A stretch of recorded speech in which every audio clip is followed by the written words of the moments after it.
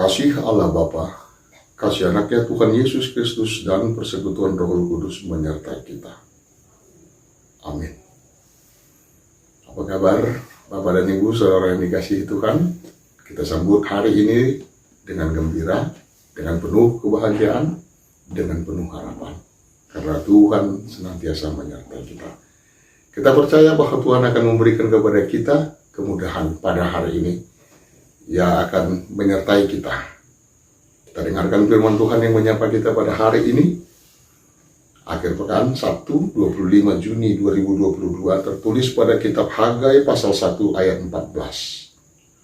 Tuhan menggerakkan semangat Yerubabel bin Shealtiel, Bupati Yehuda, dan semangat Yosua bin Yosadak, imam besar, dan semangat selebihnya dari bangsa itu.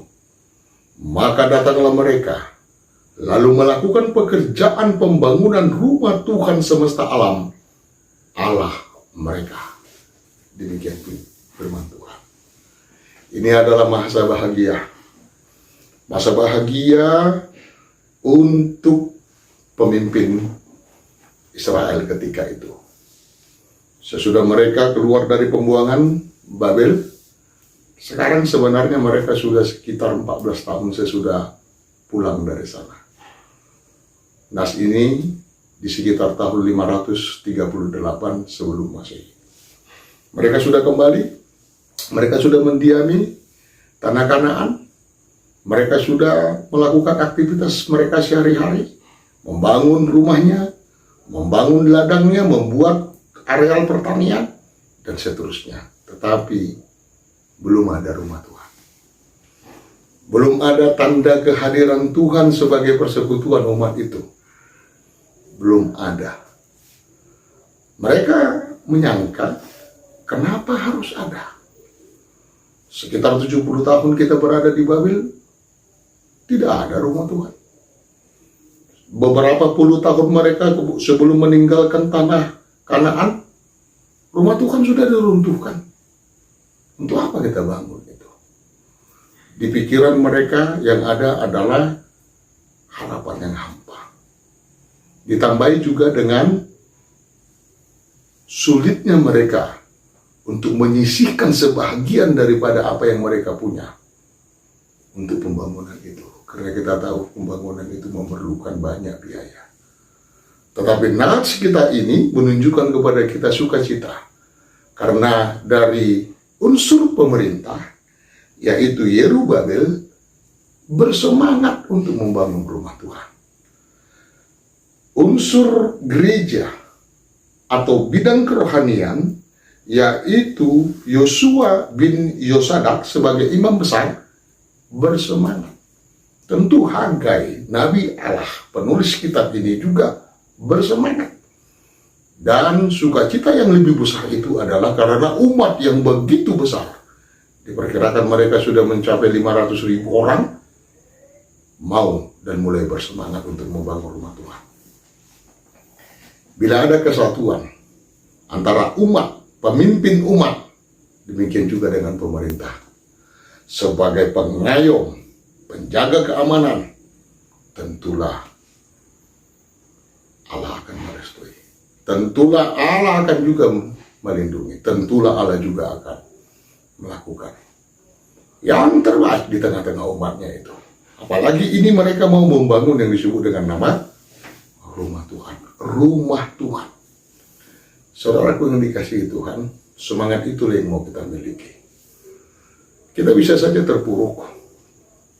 Mungkin kita menangis.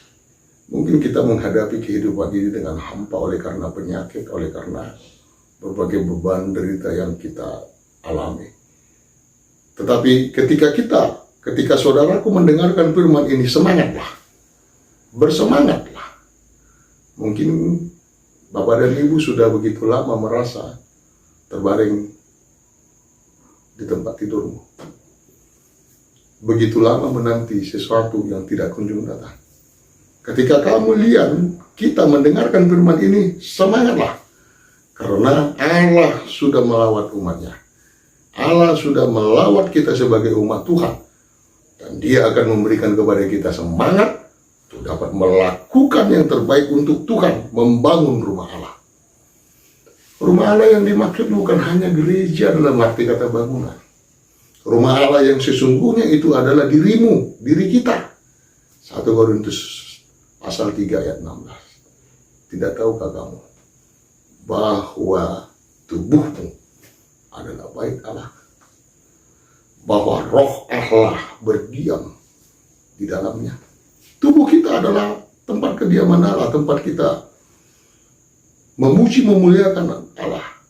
Hati kita itulah yang sesungguhnya yang mau dikobarkan untuk selalu bersemangat. Kalau kita sudah pernah terjatuh, kalau kita sudah pernah gagal atau apapun namanya itu, bersemangatlah. Karena semangat itu sudah memberikan kepada kita titik cerah untuk sesuatu keberhasilan. Pandanglah hidup dengan tegak, dengan tegar. Pandanglah harapan benar-benar dengan iman. Lihatlah sesuatu, pasti Tuhan akan menyertai kita. Amin. Kita berdoa. Kami puji Engkau Tuhan yang telah berfirman kepada kami hari ini. Kiranya roh Tuhan senantiasa beserta dengan kami, sehingga kami boleh hari demi hari bersemangat untuk memuji memuliakan nama Tuhan. Hari demi hari kami juga bersemangat untuk melakukan sesuatu yang terbaik di tengah-tengah kehidupan kami, di tengah keluarga kami masing-masing. Di dalam kehidupan ini Tuhan, ketika kami menderita penyakit, ketika kami mengalami kerugian atas usaha yang kami lakukan, ketika kami tidak menerima dari apa yang kami sudah kerjakan, kami merasa diri kami lemah, kami merasa diri kami tidak berguna. Ya Allah, berikanlah Roh Kudus Tuhan untuk menghibur kami, untuk memberikan semangat kepada kami agar kami bangkit, agar kami mau untuk berdiri melakukan pekerjaan kami, karena Tuhan yang menyuruh kami. Ya Tuhan, berikan kepada kami harapan, berikan kepada kami kemudahan di dalam melakukan sesuatu aktivitas. Satu hari ini kami kembali serahkan tubuh jiwa raga kami kepada Tuhan. Kiranya setiap keluarga umat Kristen terberkati karena ada kebersamaan antara kepala keluarga dengan anggota keluarga. Karena ada di sana kebersama-samaan untuk melakukan pekerjaan bersama, gotong royong, melakukan sesuatu yang berguna atas kehendak bersama, kehendak-Mu saja Tuhan. Di dalam nama Yesus kami berdoa. Amin. Anugerah Yesus Kristus, kasih Allah Bapa dan persekutuan Roh Kudus menyertai-Mu. Amin.